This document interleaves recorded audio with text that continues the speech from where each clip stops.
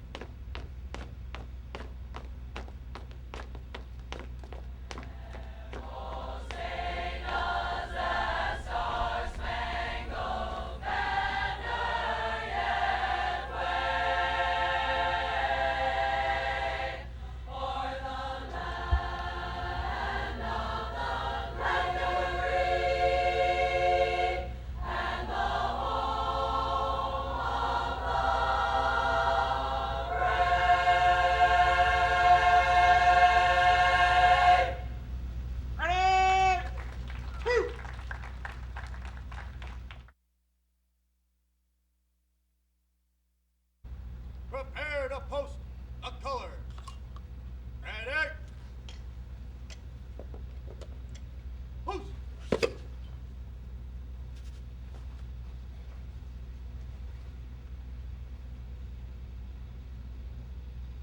Ready? 2. Take cover. Fire guard. Raise and forward. Ready? 2. We have a character in the city of Las Vegas and the United States of America that nobody can threaten us and make us change the way that we think, we feel, and we act. And today is a testament to that. We live in a very special country and a very special city, and today reflects how we adjust to the times. This is a very mature area of Las Vegas, one that could easily be forgotten. However, the city, in its judgment, made a correct decision.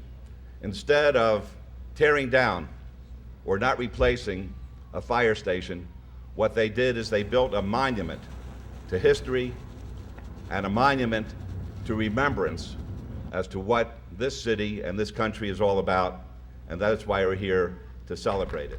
We also have another person in the audience.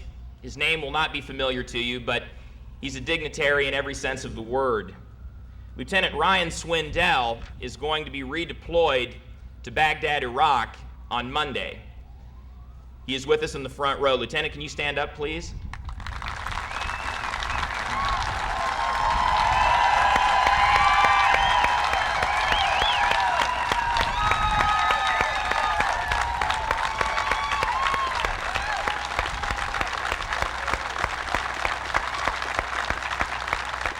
I just wanted to tell you, not to take away from the folks in New York, because that's why we're here in Pennsylvania and Washington, D.C.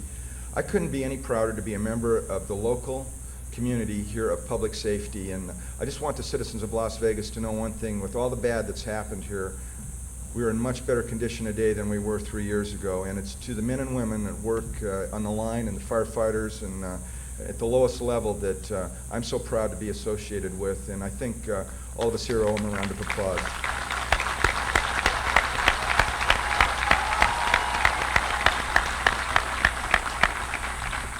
We all wear some different uniforms and have different color guards and different flags, but you know what? When it's time to respond and work together, we're all one, and that's what's neat. You're also going to hear from our keynote speaker. This gentleman had the distinction of working in the Office of Emergency Management in New York City on that fateful morning of September 11th, 2001. He has quite a perspective. You'll also see some fire traditions, some dating back more than 100 years. It is with no small measure of honor, pride, and thankfulness that I join you this morning as we unveil this memorial to the fallen heroes of September 11, 2001.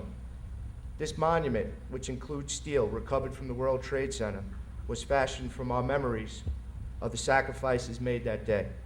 as well as from the determination of the entire nation that such sacrifices will not be forgotten.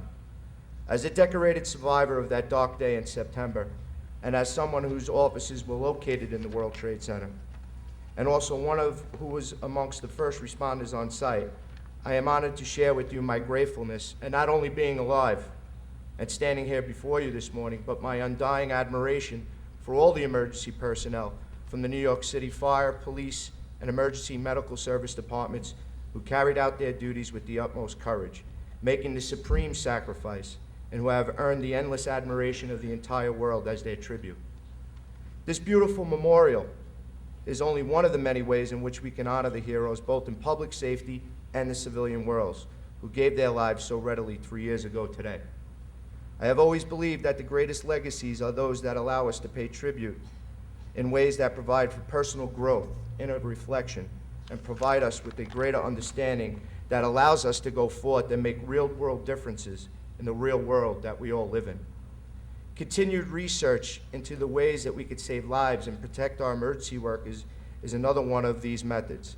Providing enhanced training for all levels of emergency manners, fire, police, and EMS, to enable them to better protect themselves while saving and assisting others is imperative as well.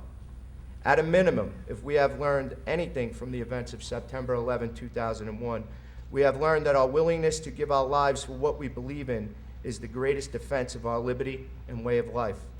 It is incumbent upon us who remain to take our hopes, our dreams, our memories, and our aspirations and turn them into the safeguards of the future.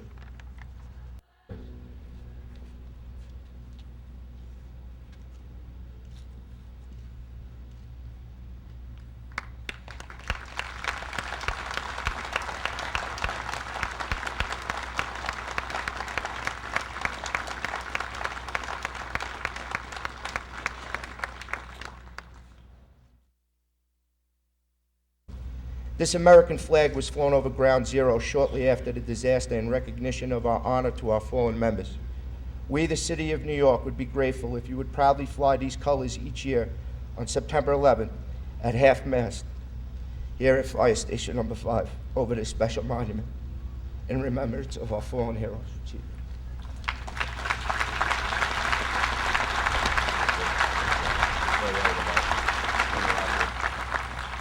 The fire service is steeped in over 200 years of tradition, and one such tradition is the ringing of the bell. It was to become known as the last alarm. In remembrance of all the firefighters who were called to duty on September 11, 2001, and for the 343 FDNY firefighters who would not be returning to quarters, a last alarm will now be sounded. Honor Guard! All uniformed personnel, out and raise and arms.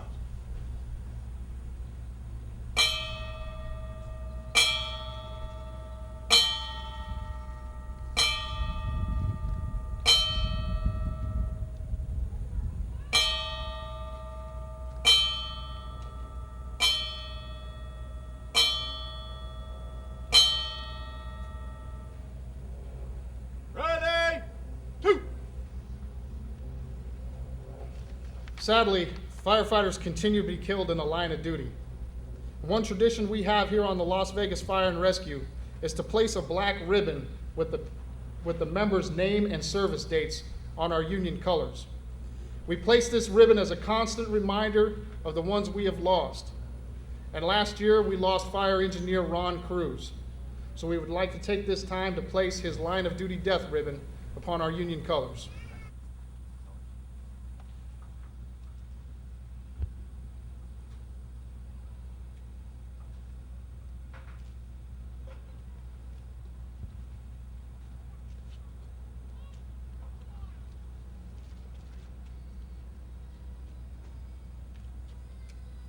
Raise and arms.